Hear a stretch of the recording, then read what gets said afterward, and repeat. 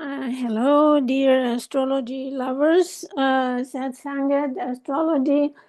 I am back with this video about the Taurus new moon this time and the Mars Pluto opposition. I would like to give a really quick review about this because this is going to be a week that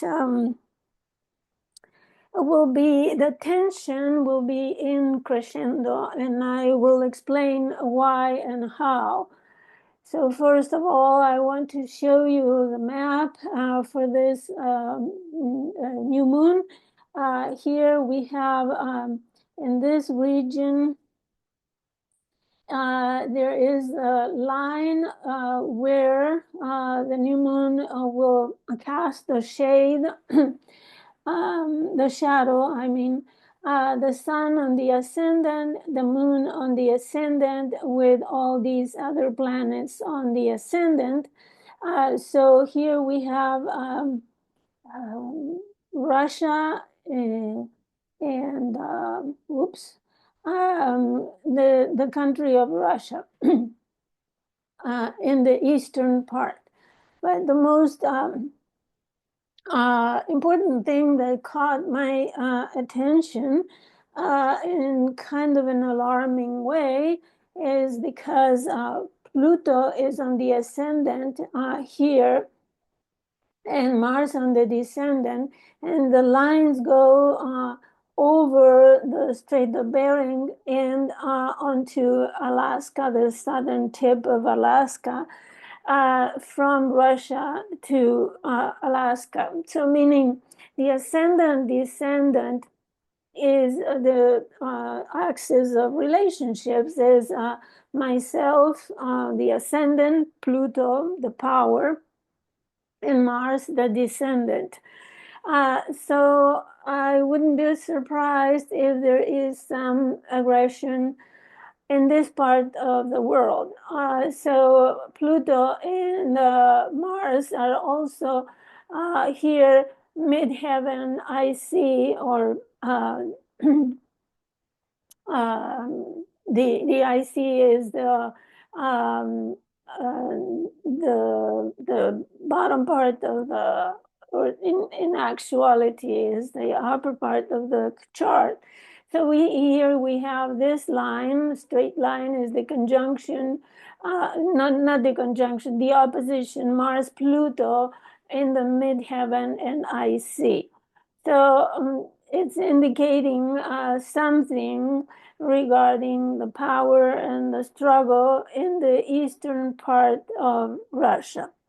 So going forward, we will see this a clash of powers, these power struggles, and I anticipate that this new moon in Taurus is kind of a disturbed Taurus, or there will be fighting over power and control due to the Mars opposition Pluto. And so Mars, fortunately, Mars is already in bounds, which means that the somehow the is not as strong as before. But however, the tension is increased and intensified by the opposition, the perfection of the opposition with Pluto, which happens right before the new moon, and it is still active during the new moon and over some time until Mars goes forward in Leo. So as a reminder, I'm showing you this chart. This is the USA Sibly chart with the eclipse that started in Aries, and I was I published a video regarding this influence on the USA, and I need to let you know that this Mars opposite Pluto has been in operation during the whole Aries solar eclipse cycle. The waxing square, April 4, we see the moon right next to Mars, and a few hours later, the moon conjoins Mars, and of course, Mars is the ruler of the eclipse. This is the full moon, where the full moon is in square to Mars. So Mars has been active all the time and is approaching the opposition even more closer. So now in the waning square, April the 20th is when it really the tension maximizes because the moon joins Pluto. And this means April the 20th, which is in fact today, the day when I am recording this video, and the time is 11:11 in Central Time. So as you may have heard the news, there have been powerful protests of people, right? The moon in Aquarius, making groups and with an idea, with making networks of people coming out to the streets in protest, which is increasing the power of the people, Aquarius, the collective, the society. So it is in opposition to the Mars in Leo. So here we have the sun in barely ingressing Taurus, preparing already for the new moon, right? Because this is the waning square, which indicates the start of the closing of the cycle. Always remember that the whole cycle started with a solar eclipse. So we are still in eclipse energy here. And Mars, which is the ruler of this eclipse, has been very active, and it's not until April the 7th that it came back in bounds. Up until the 7th of April, it was out of bounds, out of control.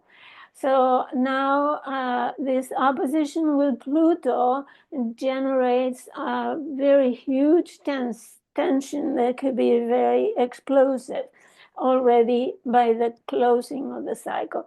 As I repeat, we always look at transits and aspects within the cycle.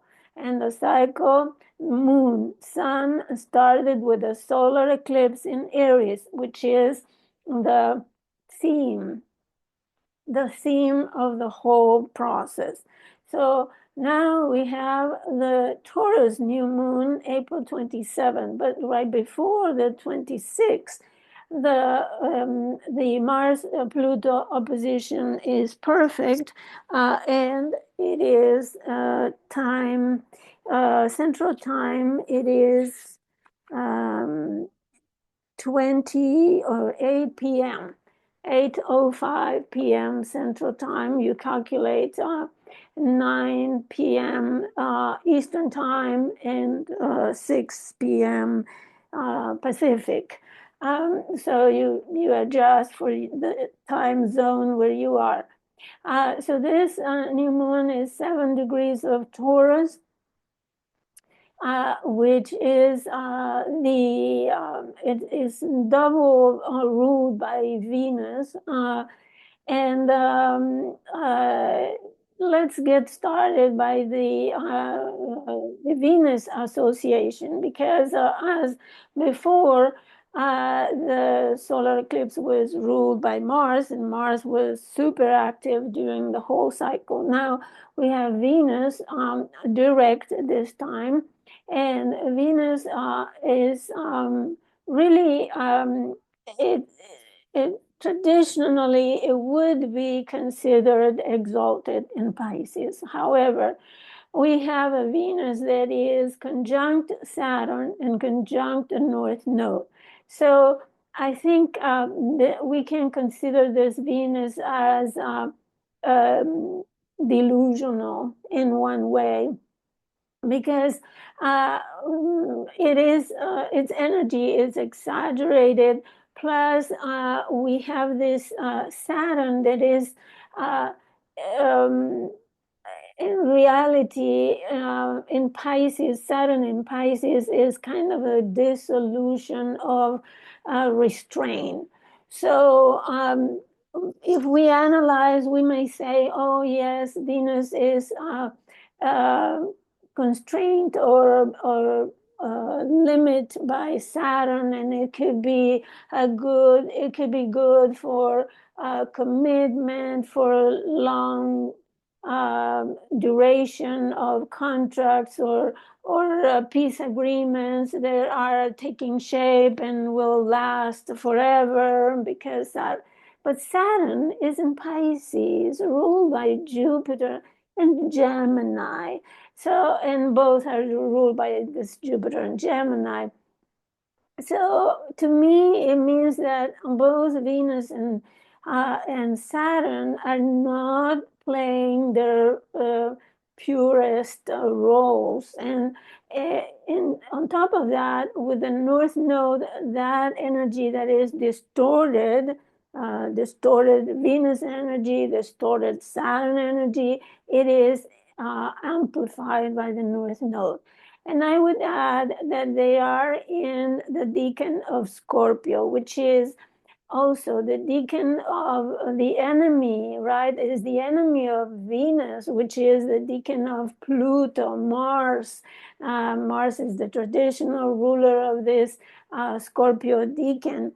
So Venus is in this decan ruled by Mars and Pluto, which are in opposition in tension. So I think the Venus rules the resources, right? Like Taurus, the resources, the energy resources that we need for survival, the distribution of goods and finances and banks and the money, the value of the money. And I think this Venus is not in a good position. And it is just 2 degrees away from Neptune as well. So it's just like being in prison here. This Venus is a prisoner of Neptune, of Saturn, of the North Node, of Mars and Pluto. So this Venus is in an awful position, even though she might be dreaming about having everything that she needs.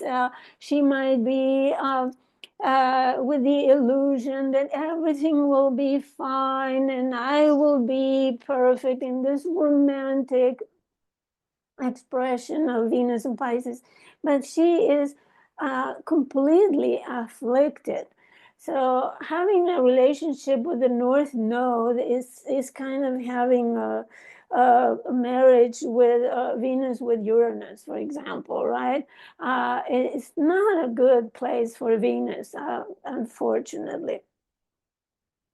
So this new moon, then it doesn't start very well. First of all, because the ruler is so afflicted, and second, because this new moon is square Mars, square Pluto. So a few hours before the moon has squared perfectly these 2 planets, and the sun had been squaring a few days before, like 3 or 4 days before. So here we have another stage of the cycle, another new beginning that actually will be developing. Here, I took care of bringing you the waxing square, which happens in May 4th. And the moon is conjunct Mars. So you see this continue, it continues the theme and of this tension, Mars Pluto, right?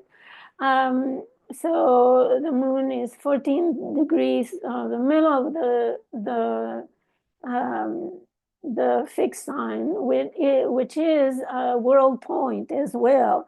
So we need to consider that this quarter square for this new moon in Taurus will be definitely affecting the whole world. I didn't get the full moon yet, but I need to remind you that it is important to take a look at the next full moon in Taurus, which happens in November. Let me see. And I'll tell you the date exactly. Is new moon. New moon in no, full moon in Taurus, 13 degrees of Taurus. So meaning that this quarter square is already showing you, right? Because just the day before, the 3rd of May, the sun touched the degree 13:23 minutes of the full moon in Taurus that happens November the 5th, 2025 at 7:19 a.m. Central Time. So this one is not in direct square to anything. However, there is a square of Jupiter opposing Pluto and squaring Venus. So Venus, the ruler of the full moon in Taurus, November the 5th, is also afflicted. So we can count on having economic and financial problems all the rest of the year, actually. So what else we see in this new moon? We have this trine Mars and Neptune, which really is making this Mars act kind of um, relying on dreams, relying on illusions, maybe delusions, right? And acting by inspirational impulses that may not be very clear. They may not be very exact, precise, right? Precise calculations. Although in fire signs, they will be very impulsive and willing to do things, go ahead and do things. So what else? There is also, let's see, a square. The Jupiter is approaching the square or the point of oscillation. It's called the wobbles between the nodes. So pretty soon, in a few days, Jupiter will exactly square the nodes, which is also another change of direction. Jupiter is traveling towards the south node, even though it rules the north node. So definitely in a few days, this Jupiter in the decan of Aquarius will certainly show signs of changes, especially regarding communications, Gemini, building bridges, making contacts, talking, also long distance travel. There could be decrease of long distance travel, also changes in long distance travel, and all will be building towards this Jupiter square Saturn, which make that will be perfected in June from Cancer to Aries.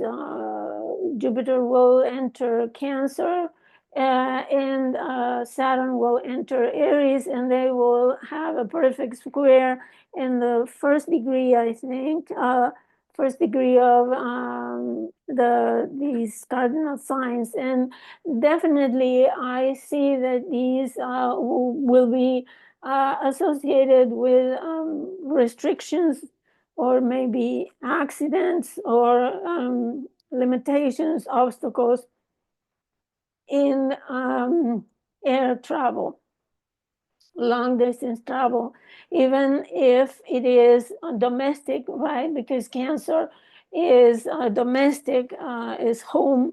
So even if those travels are domestic, there could be blocks from this Saturn that will be in Aries, governed by Mars. And Mars, I think, will be already in Virgo. I didn't look, but let me see the donations for June. Yeah, by the full moon in June, Jupiter will already be squaring Saturn from Cancer. And let's see, the moon is in Sagittarius, and Mars will be at the end of Leo. And yeah, probably when the square is Jupiter Saturn will be perfect. Let me see. Yeah, is June the 15th at 1 degree 18 minutes. And on the 18th, Jupiter will square Neptune. So we probably will face a total stop of travel, domestic travel, something like that. I'm not sure what that could mean or how that could be. But the moon on June 15th, the moon is in Aquarius. Also, another sign that can represent air travel.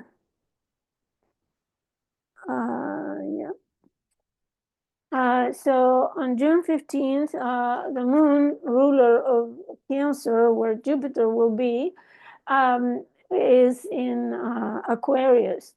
So, and let me see. Let's see. 15th. Yeah, right, mid noon at noon Saturday, the 14th of June, the moon will be conjuncting Pluto. And after that, on the 15th, 9 a.m., 9:35 a.m., Jupiter squares Saturn. So, and at the same time, we have Mars squaring Uranus, which also could mean air travel accidents.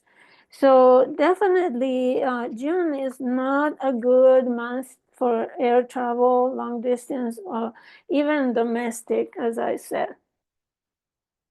So other things, of course, Jupiter means other things as well, but just to let you know in a practical way. So that's what I see here. Now, I wanted to show you about the new moon in Taurus, where it falls on the maps. The shadow of MC, where the new moon happens on the MC or midheaven, crosses the western part of the United States. Here you see Phoenix, Las Vegas, Salt Lake City, and other places north of the United States, northwest. So, but what is more concerning to me is this Pluto, Mars, ascendant, descendant, going through the tip of Alaska, as I showed you in the previous map. And you can take a look, if you understand how this works, you can take a look at other positions here. For example, Uranus is on the midheaven going through this, Minneapolis, Des Moines, etc. So next map is the new moon on the IC. It crosses Pakistan, Afghanistan, Uzbekistan, and goes through Russia. But the Mars and Pluto ascendant, descendant crosses Russia, Mongolia, China, and India. You see it here. So this is kind of concerning, as I said, because of the tensions that we are facing. Next map is Europe, especially Northern Europe. I see Mars and Pluto, midheaven, I see going through the west part of Iceland, and then Chiron on the descendant. So here we have a problem. Really, Iceland is it's a problem. There could be volcanoes, something happening on the western part of the island and hurting the eastern part. Now, the new moon descendant, sun goes on the descendant, crossing this part, Finland and Eastern Europe, these Baltic countries, and Belarus, Ukraine. So that's the sun on the descendant. Let's see. And the moon on the descendant, which is the conjunction, right, goes, oh no, the sun and the moon goes, these lines.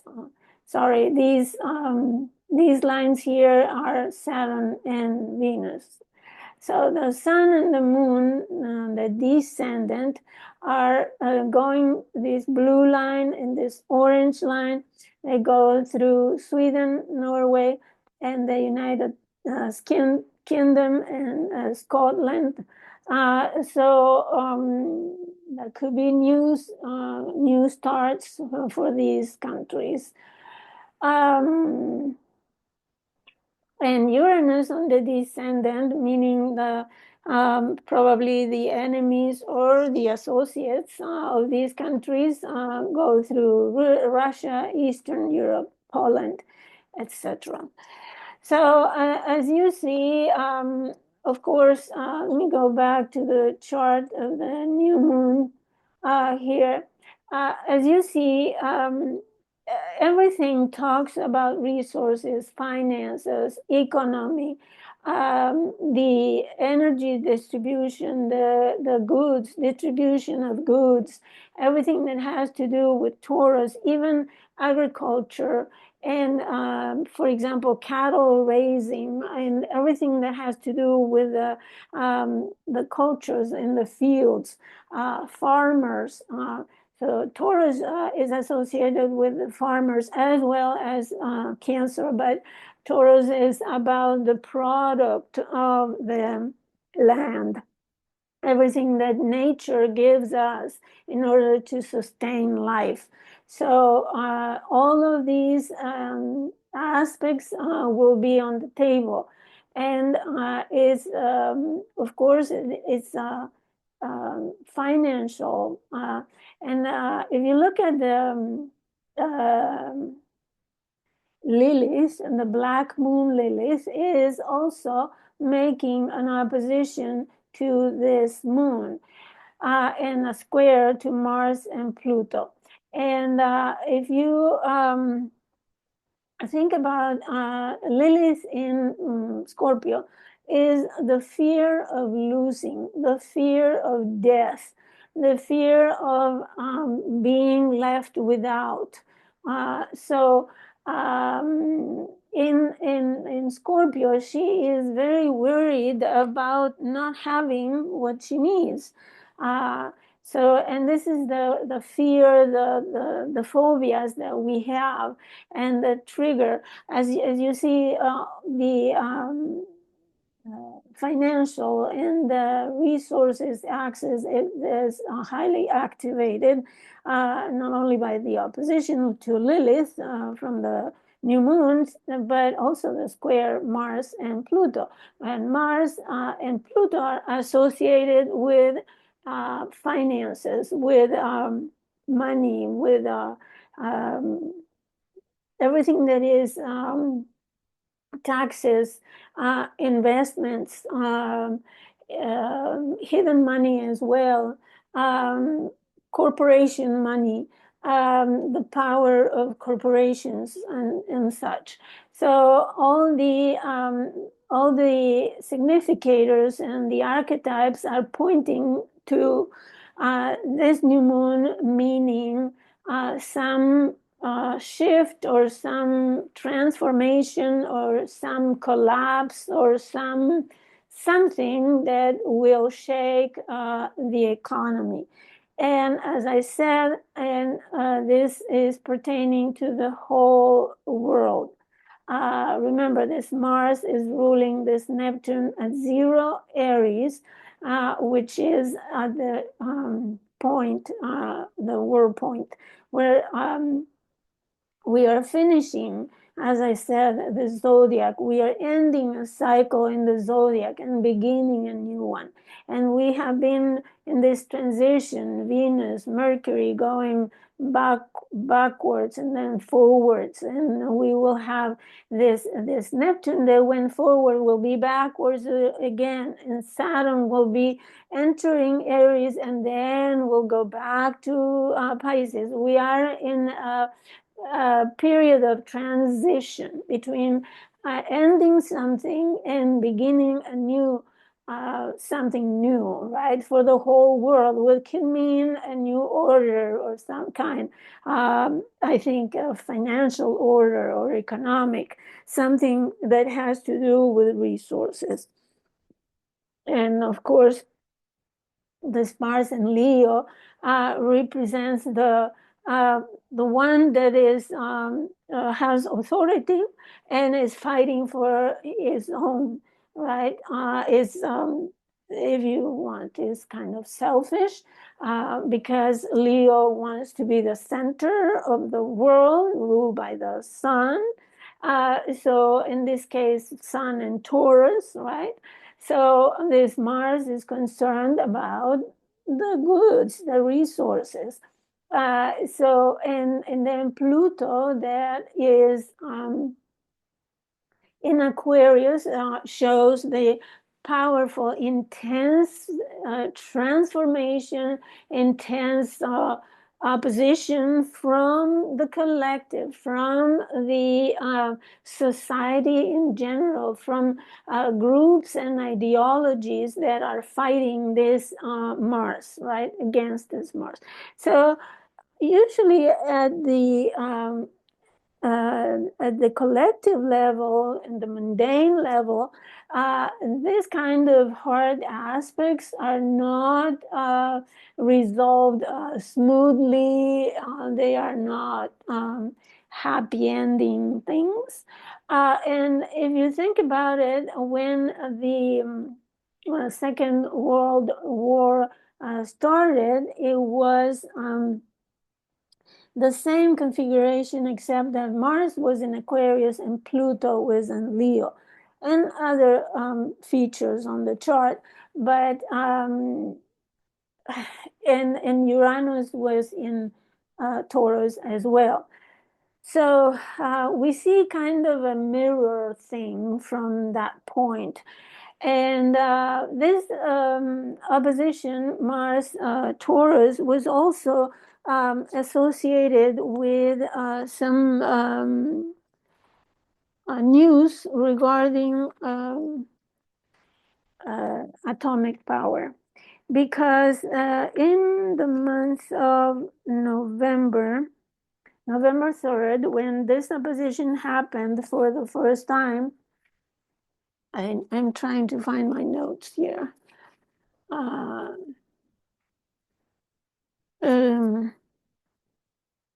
There was talk about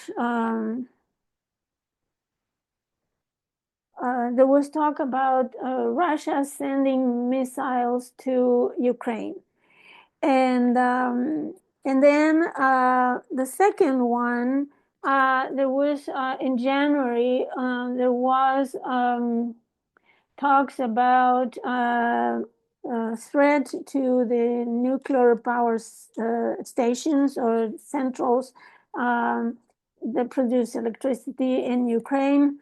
And then, well, we have right now this third opposition.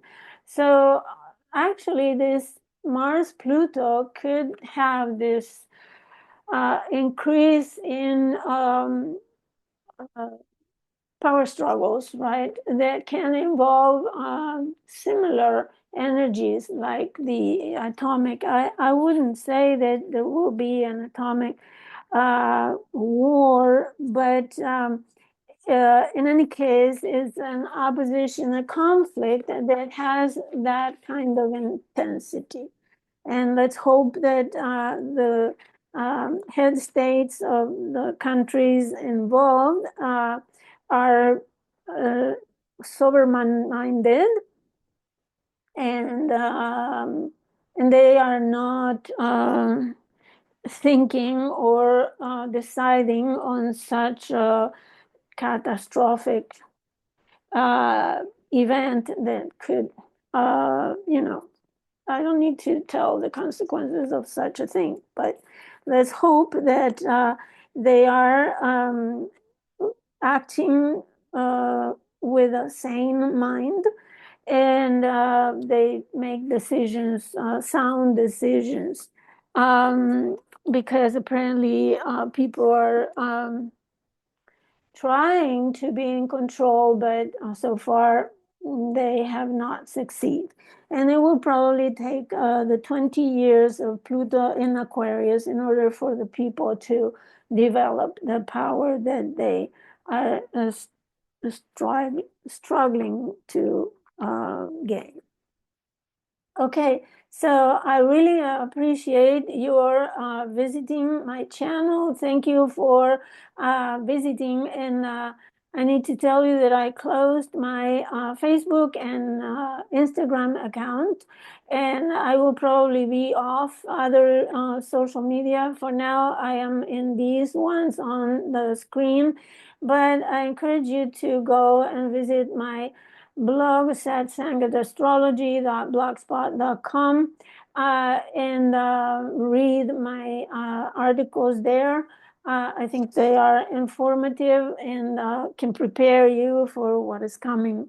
So I appreciate your subscribing and supporting my channel in any way you can. Don't hesitate to write to me to this email in order to order your reading. Thank you for watching, and I'll see you next.